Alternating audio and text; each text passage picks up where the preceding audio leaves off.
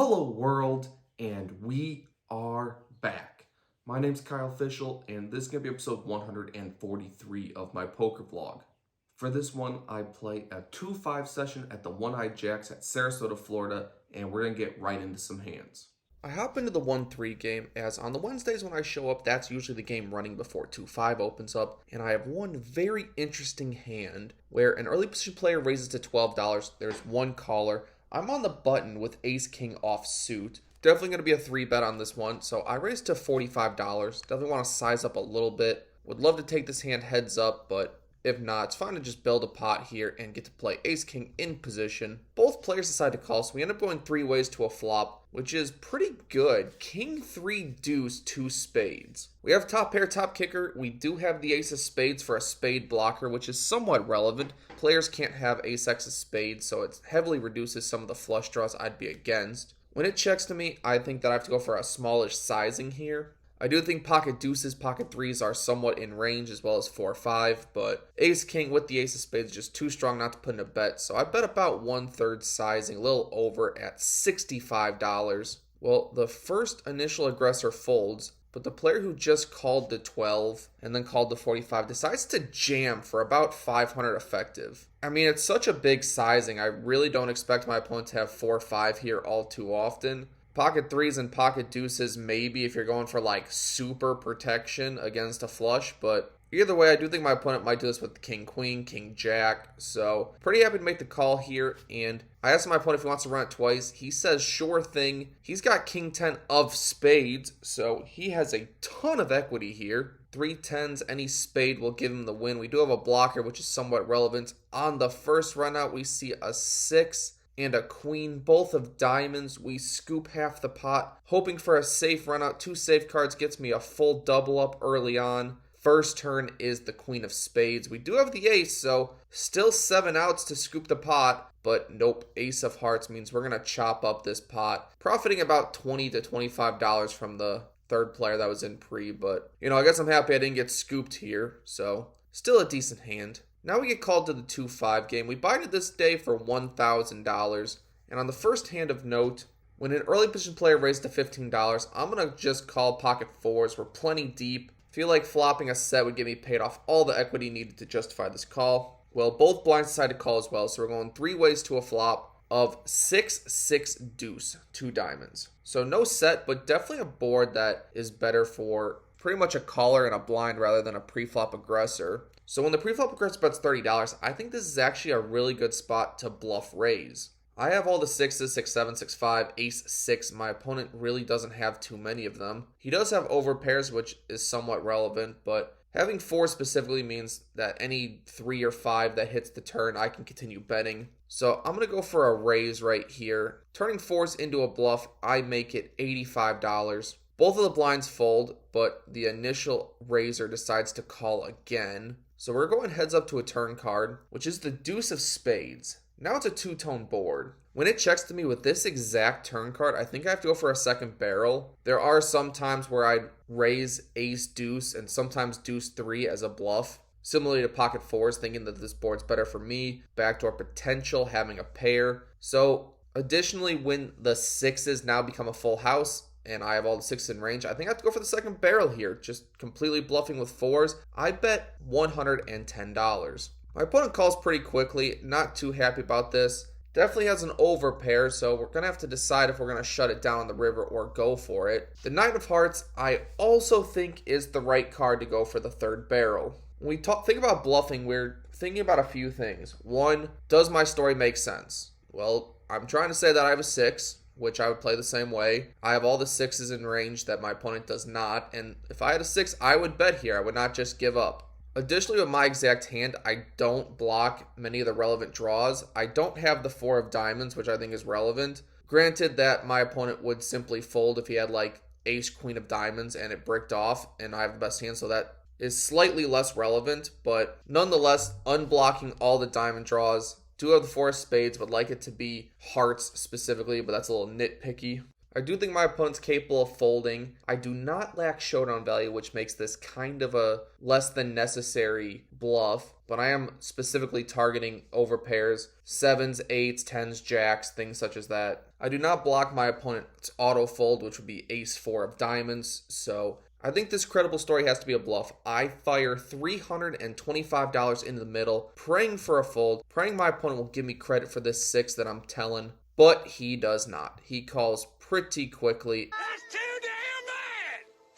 You keep digging! And has pocket kings. So sometimes you can do all the analysis, all the prep, thought process, everything, and your opponent will just look at the absolute value of his hand and say, I have kings, I call. What it's just correct this time just happened to be the very few times I choose to triple barrel with a bluff. Please take a moment and like the video.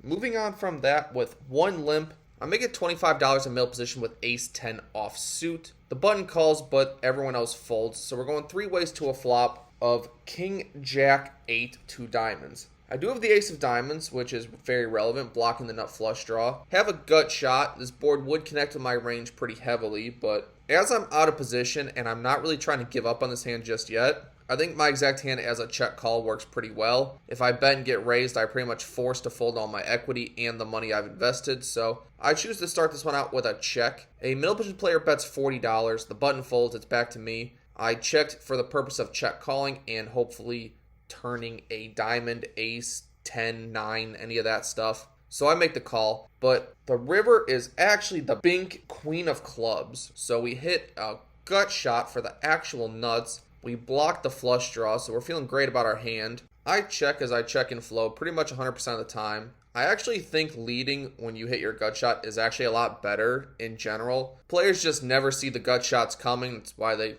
are named as such. And you want to start building the pot when you have the nuts. Don't want to have a single street without money going in. So I think leading small here is actually better. And then just taking the betting lead, betting small river is the best line. But I check, my opponent checks it back. Disappointing. 6 of spades is the river card. We retain the nuts. I'm going to bet somewhat large here. 2/3 pot, $125. Hoping my opponent can have like a king jack, king 10, maybe queen jack. Plenty of 2-pair combinations, single pair combinations. Diamond draws, we're just going to fold to any sizing anyway. So we're going to go a little bit chunky, just target the 2-pair type holdings. But 125 is too much. My opponent folds. So we get far from the max on a hand that we ran very well with, but didn't necessarily play our best. Following that, I did not learn my lesson from pocket fours the last time, so let's just play it again. With one limp, I raised to $25 with pocket fours on the button. Only the big blind calls, so we're heads up to a flop of 5, 6, 7, all hearts. We do have the 4 of hearts, so a 4-liner to a straight flush. Regular straight, regular flush draw is decent, but this is quite a connected board. When my opponent checks to me, I think I have a ton of equity, would rather just realize some of it. If my opponent had a 2-pair set, even just a random 8, random 9, he's probably not folding, so we're going to go for one street of pot control and check it back. Turn is the 7 of diamonds, not my favorite. My opponent bets $35. I'm not folding my hand, it's just too strong at this point, so I make the call. River is the 5 of diamonds. We are relegated to playing the board, and my opponent bets $65. Well, honestly, you should probably just not play pocket fours. It's a little too weak, and on any of the charts, usually they stop at pocket 6s for your pocket pairs, so definitely need to make adjustments in the future as I let this one go. Following that, I'm in early position. I raised to $20 with king jack off suit, a later position player, and the blind call, so we're 3 ways to a flop of jack 10-5 with 2 spades. When my opponent checks to me, I think it's fine to have some top pair good kickers into your check calling range. Definitely want to strengthen that. You don't want to just be too predictable and every time you check you've missed the board completely. Additionally, your opponents are going to call with like 8-9, king queen. All the straight draws and flush draws are not going to fold anyway, so one street of pot control doesn't really change anything too much besides missing out on some value when those draws miss. When I check, the later position player checks it back, so we're going 3 ways to a turn card. Just the 7 of diamonds. 8-9 completes, but we're going to go for a bet here. We have top pair. Can get value from worse jacks, worse 10s, maybe 10-9, 10-8, 7-8, 7-9, things like that. I bet $30. The later position player folds, which is a great sign. Now we get to play the rest of the hand in position. The early position player thinks for a bit, shuffles his chips a while before finally throwing in a call. The river, not ideal. Queen of diamonds. When it checks to me, I do have the king of diamonds, which is somewhat relevant, blocking some of the flush draws that have completed. We lose to queen 9, we lose to king queen. Queen is somewhat relevant on this board, as well as that being a diamond, so I think you can bet against certain players, people who are maniacs, who are just calling stations never fold, but against my particular player, I think I'm just going to check it back and realize my showdown value.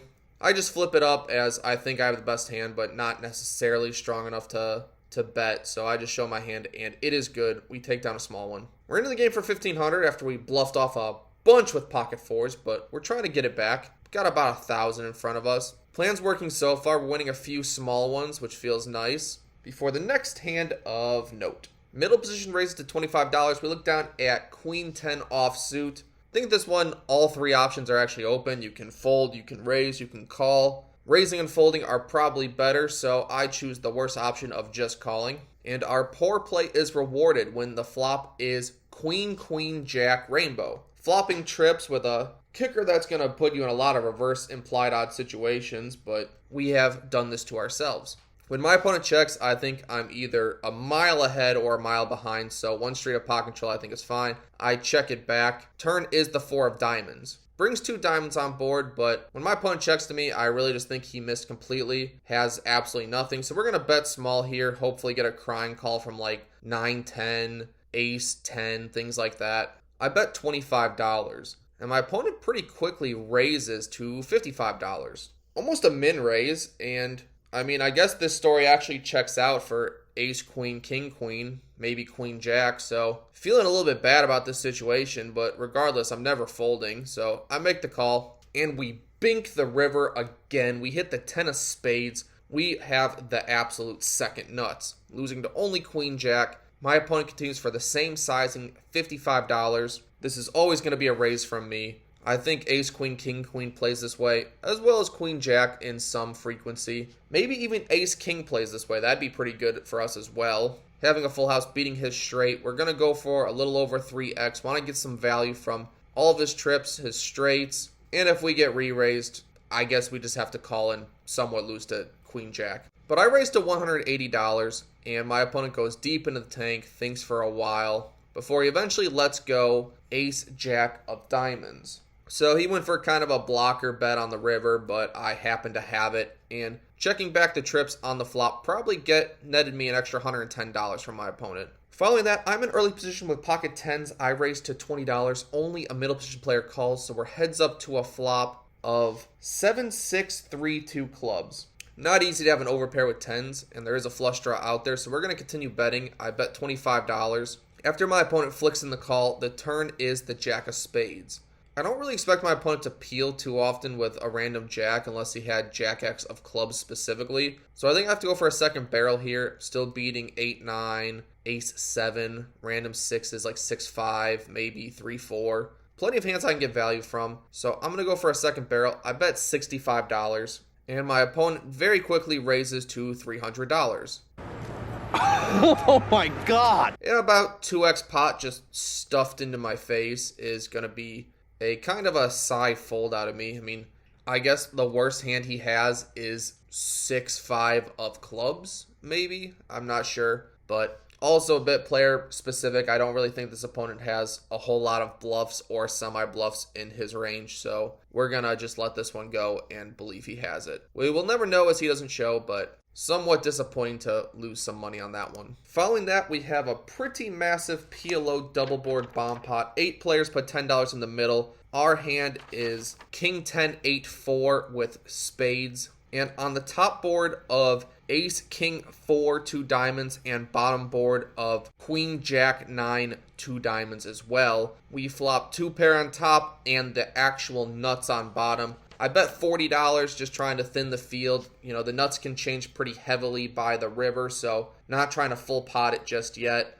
Button calls, small blind raises to 80. Awkward. Early player calls, I call, another player calls, so we're 4 ways, $80 a piece to the turn cards, which is the king of diamonds, and the deuce of spades. On top, we river the actual third nuts, losing to only ace, king, and pocket aces. Pretty unlikely, but the diamonds also come through, which I think is a lot more relevant. I feel like with a diamond draw on both boards, a lot of these opponents will just have 2 diamonds and are trying to hit some flushes. And we also retain the nuts on the bottom board, so when it checks to me, I bet $250, feel pretty good about my hand. The button calls the 250, small blind folds, big blind all in, I'm all in, I have the nuts and third nuts, can't really do anything else. And the button thinks for a while and then eventually calls as well. So feeling pretty good, feeling like there's no way I could lose both boards on this one until the player to my direct right shows me that he has 3 aces in hand. So that's not good. I'm actually drawing dead on that board,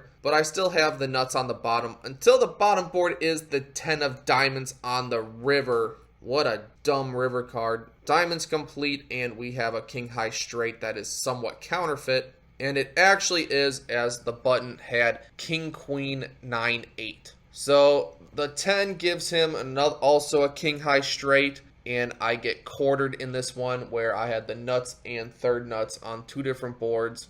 PLO is definitely not that much fun when this happens. I will give the button a little bit of leeway. He did have queen 9 as well on that board, so there are actually some rivers where I just get absolutely scooped. So I guess it's good that I only got quartered, and I lose about $400 on that PLO double board bomb pot. The very next shuffle, I look down at pocket queens. Definitely easy to get some money back with that one, except I get no action as every player folds, and queens will not help me out of the hole on this hand. But maybe this one, because an early player raises to $15. There's 2 callers. I look down at queens again. This time I'm 3-betting to $100. Definitely like to raise the size of the pot here. Hopefully get this heads up, because the queens go down a lot in value the more multi-way you go. The initial raiser folds, the first caller calls again, and the next player folds. So we are going heads up to a flop of 9-7-3 rainbow. Relatively safe, although my opponent kind of chuckled beforehand, saying how he was playing really bad cards. So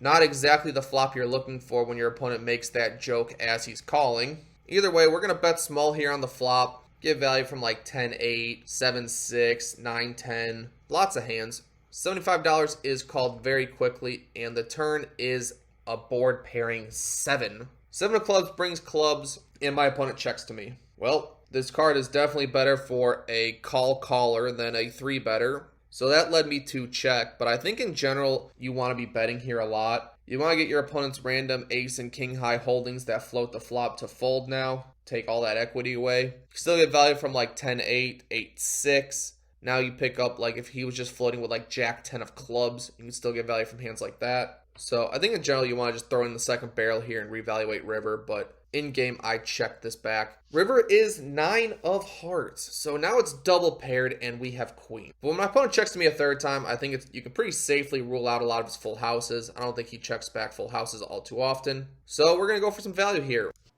I'm going to make him an offer he can't refuse. We want value from all the disbelieving ace highs as well as random pocket pairs, as this opponent had previously limp called aces, so 10s, jacks are definitely possible for this particular opponent. We bet $150.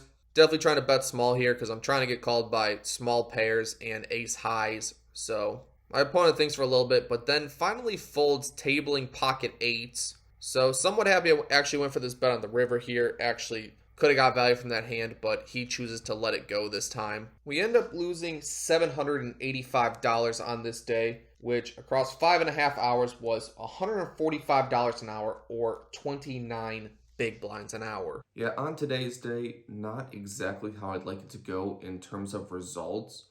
I'm pretty happy about the pocket 4's bluff attempt. I think it's good to have 3-barrel bluffs in your arsenal at all times. If you're never able to triple barrel bluff, your opponents could just exploitably fold against you every time you fire the third bullet, thinking you have to have it. So it's definitely good to have some in different situations. Unfortunate for me, this one didn't work out. As well as the bomb pot, anything but a 10 there. I scoop half the pot and make about $500 on that hand, but not this time. It is disappointing to post 2 losses in a row. Luckily, if you stick with me, I have a fun little win coming up in my next video. and all the run bad was kind of mitigated when I made a big win at Bonita Springs the other day. Unfortunately, not allowed to film that one, so I just have to take my word for those results. But either way, thank you for watching, and I will see you on the next one.